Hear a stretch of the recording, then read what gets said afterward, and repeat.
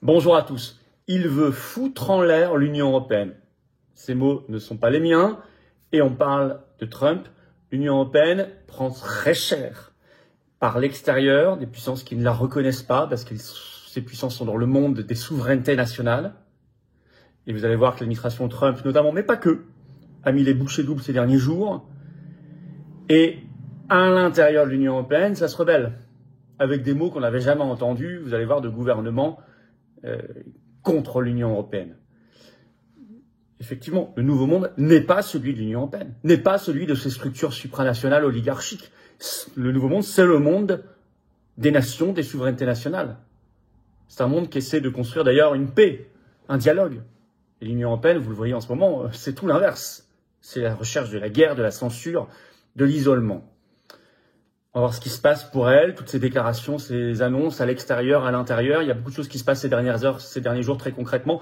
Vous allez voir tout ça dans cette vidéo, elle est importante. Merci de la partager, pour ça vous abonner à cette chaîne YouTube par un petit clic gratuit sur s'abonner en dessous. Ça va aider énormément à ce que cette vidéo soit mieux recommandée. Voilà, elle va mieux tourner, mieux circuler si vous êtes abonné plutôt que pas abonné à la chaîne. Donc merci beaucoup pour ce petit clic. Profitez-en pour appuyer sur la petite cloche à côté, comme ça vous êtes notifié ensuite automatiquement dès qu'une nouvelle vidéo sort. C'est pratique pour vous aussi.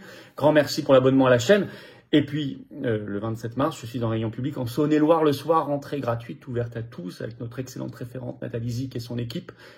Le lien est sous la vidéo en description. Pensez à vous inscrire. Il y a beaucoup de monde, mais il reste quelques places. Ça va être un grand moment. Et bien évidemment, notre pétition nationale contre le vol de l'épargne pour l'Ukraine est toujours assignée sous la vidéo en description, ainsi que mon interview à Thinkerview qui est en lien si vous voulez la voir. Je vous attends, patriotes. Voilà. En ce tout début de semaine, aujourd'hui, c'est les 5 ans jour pour jour du début du premier confinement. Qui était dans le combat? C'était nous. Voilà. Qui a mené le combat concrètement dans la rue, devant les tribunaux pour secouer? Les Patriotes, le plus grand mouvement de résistance et souverainiste de France. Qui le mène aujourd'hui pour la paix? C'est nous. Concrètement, je veux dire. Évidemment qu'il y a d'autres forces, et heureusement. Mais c'est une chose de parler, c'est autre chose que d'agir. Il faut agir. Voilà, c'est ça la philosophie des Patriotes. Agir concrètement dans le rassemblement sur des idées claires, intransigeantes, authentiques, des valeurs qui sont très belles, de liberté, de souveraineté, de paix, d'avenir. Je vous attends maintenant. C'est le moment pour vous de venir. Je vous attends. Vous pouvez nous faire confiance, on l'a prouvé toutes ces dernières années, ces derniers mois, et on le prouvera dans les semaines, les mois et les années qui viennent, avec vous et grâce à vous. J'ai besoin de vous. Nous sommes un mouvement indépendant qui n'a pas un centime de financement public. J'ai besoin de vous. Ensemble, on gagnera. Il faut venir maintenant. Je vous attends. Vous pouvez adhérer dès maintenant aux Patriotes par le premier lien sous la vidéo en description, ou nous aider à faire plus d'actions au quotidien en faisant un don au mouvement par le deuxième lien sous la vidéo en description. En plus, tout ça, c'est défiscalisé de vos impôts. Toute adhésion, réadhésion, don, c'est 2/3 de défiscalisation de ce que vous mettez. Ça fait baisser concrètement, massivement vos impôts. Profitez-en. Énorme bienvenue aux nouveaux adhérents patriotes et bravo aux réadhérents et aux donateurs. On y va. On y va. Je vous disais à quel point certains sont déterminés à faire disparaître cette verrue oligarchique qu'est l'Union européenne. D'abord, l'administration Trump à l'attaque.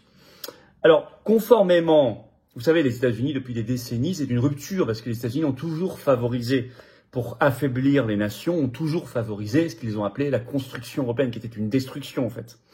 Lisez l'ami américain de l'historien Branca, par exemple, et vous verrez à quel point c'est clair depuis l'après-guerre, c'est très évident. Sauf une rupture, l'administration Trump, parce que le monde supranational ne correspond pas à sa vision des choses. Trump, lors de son premier mandat, le 24 septembre 2019, devant l'Assemblée générale à l'ONU, l'avait clairement exprimé en disant « L'avenir appartient aux patriotes, l'avenir n'appartient pas aux mondialistes. Défendez comme la prunelle de vos yeux la souveraineté de votre nation. » Bon, de manière très cohérente, on a des signes et des déclarations récentes. Alors notamment une nouvelle interview ce 15 mars à Fox News de son vice-président J.D. Vance. Un mois, jour pour jour, quasiment, après son discours qui avait fait beaucoup de bruit de Munich, où il avait déjà tensé l'Union européenne. Là, il l'a fait donc chez la journaliste Laura Ingraham, contre l'Union européenne et ses politiques, notamment sur l'immigration massive et sur la liberté d'expression. Je vais vous citer un premier extrait.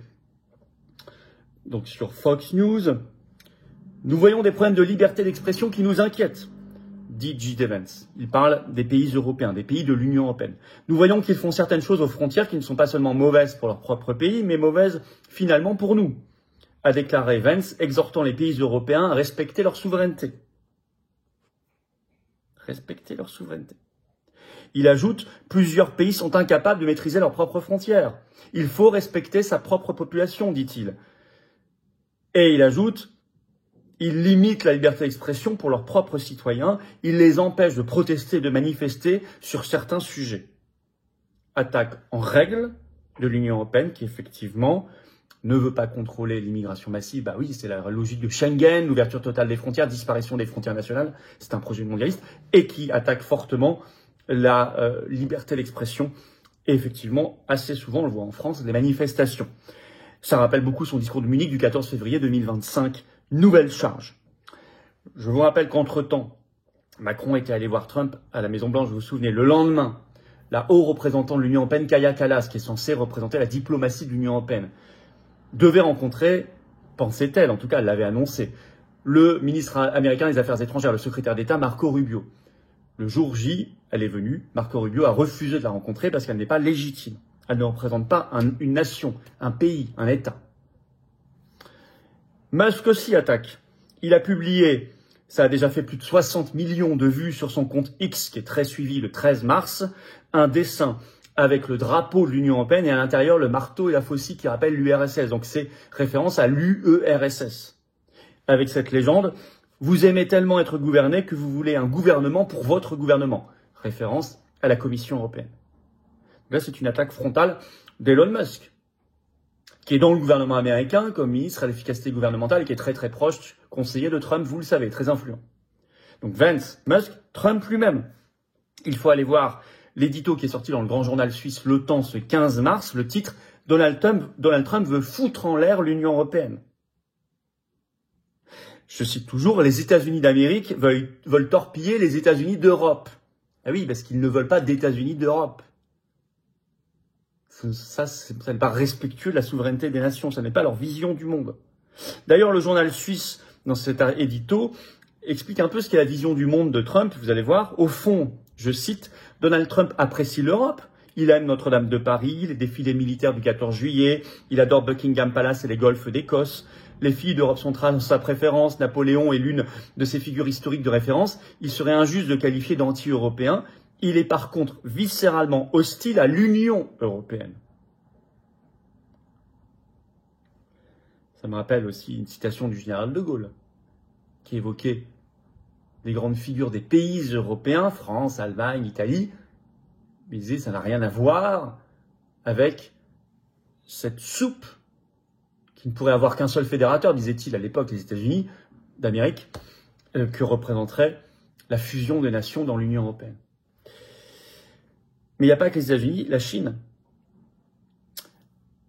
On a appris ce 16 mars que le président chinois Xi Jinping ne se rendrait pas à Bruxelles pour le futur sommet cette année. Normalement, on n'a pas encore la date. Chine-Union européenne. Non. Côté Union européenne, ils sont très, très déçus. Je cite les articles de presse. Et oui, il ne reconnaît pas non plus véritablement la chose. Et on se souvient comment il avait reçu Ursula von der Leyen quand Macron l'avait emmené dans un voyage. Il avait reçu Macron en chef d'État. Par contre, Ursula von der Leyen, il l'avait reçu comme une haute fonctionnaire. Ce qu'elle est, normalement. Elle avait pris la file d'attente normale à l'aéroport, etc. Souvenez-vous de tout ça. Et là, il enfonce le clou. Alors, à l'intérieur, vous avez un discours qui va devenir assez historique tenu ce 15 mars par le Premier ministre hongrois Viktor Orban en meeting pour la fête nationale à Budapest et qui a été repris, alors là, pour le coup, partout. Dépêche AFP ce 16 mars, repris dans tous les articles de presse, y compris en France, qui est quand même rare dès que ça critique l'Union européenne. Et je cite des extraits. Orban a dit vouloir, je cite, démanteler la machine financière qui, grâce à des dollars corrompus, a acheté des politiciens, des juges, des journalistes, de fausses ONG. Nous liquiderons cette armée de l'ombre des protégés de Bruxelles, œuvrant contre leur patrie, a-t-il ajouté, ajoutant encore, c'est l'enfer qui les attend. Il n'avait jamais fait un discours aussi violemment anti-Union européenne. La logique, c'est maintenant, c'est de quitter l'Union européenne, de commencer à démanteler cette structure. Vous savez, si la France, par exemple, quitte l'Union européenne, il n'y a plus d'Union européenne. Ce sont les européistes ou de faux souverainistes qui vous font croire l'inverse, pour éviter que vous réfléchissiez à quitter l'Union européenne. Évidemment qu'un pays aussi central que la France qui quitte l'Union européenne, instantanément, l'Union européenne n'existe plus. D'autant que, ce qui facilite le combat, c'est que dans cette folie actuelle qui s'empare de l'Union européenne parce que son monde se dérobe comme le sol sous ses pieds, elle est obligée de se dévoiler. Et elle l'a fait encore en Roumanie à nouveau. Dépêche AFP ce 15 mars, avec une nouvelle candidature qui est interdite par la Cour constitutionnelle roumaine à leur élection présidentielle de mai. Et on voit bien la patte de l'Union européenne derrière. Et voyez les motifs hallucinants. Je cite, donc c'est la dépêche AFP. Sans en préciser les raisons à ce stade, la commission électorale a exclu de la course à la présidentielle le 15 mars une seconde personnalité après avoir déjà écarté le favori des sondages, Călin Georgescu, on en a beaucoup parlé, dans un climat très tendu à l'approche de l'élection dont le premier tour est prévu le 4 mai. Il s'agit de Diana Sosoaca, une eurodéputée de 49 ans, qui avait déjà été bannie du précédent scrutin de novembre, par la suite annulée. La Cour constitutionnelle roumaine avait alors pointé des déclarations contraires aux valeurs démocratiques évoquant, écoutez bien, évoquant un danger pour l'appartenance de la Roumanie à l'Union européenne et à l'OTAN. Elle est écartée de la course parce qu'elle représente un danger pour l'appartenance de la Roumanie à l'Union européenne et à l'OTAN. Les masques tombent. Donc l'annulation de Georgescu, soi-disant sur des TikTok manipulés par les Russes, c'était bien un prétexte, puisque lui aussi voulait quitter l'Union européenne et l'OTAN. Mais tout ça déclenche un sentiment très anti-Union européenne au sein de la Roumanie, qui est un pays membre, avec des puissantes manifestations anti-Union européenne. C'est très positif. En Slovaquie, également un pays membre de l'Union européenne, confirme la vidéo de ce dimanche, si vous ne l'avez pas vu, 16 mars, l'enquête officielle s'attaque puissamment à l'Union européenne sur les vaccins, entre guillemets, les injections ARN messager. Et puis, l'Union européenne, dans sa folie, en vient à penser à des trucs délirants, comme par exemple faire adhérer le Canada, dont vous savez tous que c'est un pays européen. 20 minutes, mais ils en parlent très sérieusement. 20 minutes, on parle le 13 mars. Le titre, du point de vue du droit, ce n'est pas invraisemblable. Et si le Canada rejoignait l'Union européenne pour de vrai? Je vais vous lire le début de l'article. Et si le 28e pays de l'Union européenne se trouvait de l'autre côté de la mer, non pas le Royaume-Uni, qui a quitté l'Union européenne depuis 10 ans, un peu moins, mais en Amérique. Lundi, l'Institut Abacus a publié une étude qui indique que 44% des Canadiens seraient favorables à l'idée de rejoindre l'Union européenne. L'idée ressurgit alors que Trump menace d'appliquer des droits de douane stratosphériques sur les pays européens, comme une taxe à 200% du champagne et des vins français, qu'il a déjà menacé de faire du Canada le 51e État des États-Unis. Différents médias comme The Economist, le Toronto Star ont évoqué en réponse l'idée de rejoindre l'Union européenne. Ils en sont donc là, tellement aux abois, qui sont obligés d'annuler les scrutins, et même de se dire on va aller chercher un pays de l'autre côté de l'Atlantique pour faire partie de l'Union européenne. Ils en sont là. C'est vrai qu'ils sont attaqués par la Chine et les États-Unis par ailleurs dans leur existence même, puisque cette structure est illégitime au regard de la souveraineté des nations. Ben oui, l'Union européenne est obligée de se dévoiler, ce qui est assez nouveau pour elle, ce qui l'affaiblit mécaniquement. Dès qu'on voit son vrai visage, on n'a plus, pour ceux qui avaient encore envie d'elle, on n'a plus envie d'elle. Ben oui, elle est obligée de se dévoiler. Et c'est vrai que c'est assez rare dans son histoire, elle a beaucoup avancé, masqué l'Union européenne, ne dévoilant pas son vrai projet, ses vrais objectifs, ses vrais desseins. Elle est obligée de le faire, sous la panique. Alors, vous ajoutez cela, conjugué à l'arrivée aux États-Unis de l'administration Trump anti-Union européenne, bah vous avez, et qui est très pro-souveraineté nationale, vous avez un cocktail qui affaiblit l'Union européenne. Alors, elle ne va pas disparaître comme ça d'un coup, toute seule, parce qu'elle va s'accrocher, bien sûr. Elle va devenir même de plus en plus folle dans la censure, la marche à la guerre. On le voit, l'annulation des élections, le bouclier démocratique européen, la censure des réseaux sociaux avec le DSA, etc. Vous le savez bien. Mais elle est affaiblie malgré tout, très affaiblie.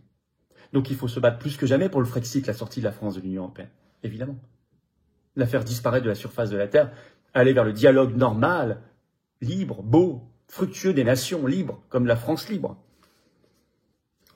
Merci de partager cette vidéo, elle est importante. Pour ça, de vous abonner à cette chaîne YouTube par un petit clic gratuit sur s'abonner, pensez-y. Petit clic, hop, vous êtes abonné à la chaîne, les vidéos circulent mieux. Vous trouverez toujours la pétition nationale contre le vol de l'épargne sous la vidéo en description. Je vous attends, patriotes. Vous savez, le combat, il est rude, mais enthousiasmant. L'année 2025, elle bouge toutes les lignes. Il ne faut pas laisser passer le train et le regarder. Il faut monter dedans, il faut y aller à fond, il faut le piloter. C'est ce que vous propose dans le plus grand mouvement souverainiste et de résistance de France, qui s'appelle les Patriotes, présent en métropole, outre-mer, à l'étranger, qui est totalement indépendant, libre, qui n'a pas 1 euro de subvention publique, ni d'aide des banques, rien. Soyez là, avec vous. C'est le moment de venir. Restez pas seul. Soyez dans le collectif. Dans le collectif, on gagne. Seul, on gagne pas. Dans le collectif, on gagne. Et nous, là, on est aujourd'hui 5 ans jour pour jour après le début du premier confinement. Vous en souvenez? Nous avons agi fortement. Oh, on a pris cher pour ça. Mais on ne regrette rien, on ferait le double encore si on devait le refaire. Et on agit pour la paix. Et on agira demain pour le Frexit, la paix, la vérité, la justice sur tous les sujets. On a prouvé qu'on agissait avec vous, grâce à vous. Venez maintenant. Vous pouvez réadhérer dès maintenant aux Patriotes par le premier lien sous la vidéo en description. J'ai besoin de vous. Ce lien pour adhérer, je l'ai mis également en commentaire épinglé. Une petite fiche sur l'écran maintenant et dans quelques secondes un lien sur l'écran. Faire un don au mouvement pour nous permettre de faire plus d'actions. C'est le deuxième lien sous la vidéo en description. Tout ça en plus, c'est défiscalisé aux 2/3 de vos impôts. Vous mettez 30 euros, ça enlève 20 euros de vos impôts. Vous mettez 3 000, ça enlève 2 000. Vous mettez 60, ça enlève 40. Vous avez tout compris. Vous mettez 100, ça enlève 67, etc. Les liens sont également sur les-patriotes.fr, notre site tout le temps, bien sûr. Énorme bravo aux donateurs et aux réadhérents. Bienvenue aux nouveaux adhérents patriotes en ce tout début de semaine. Et vive la France!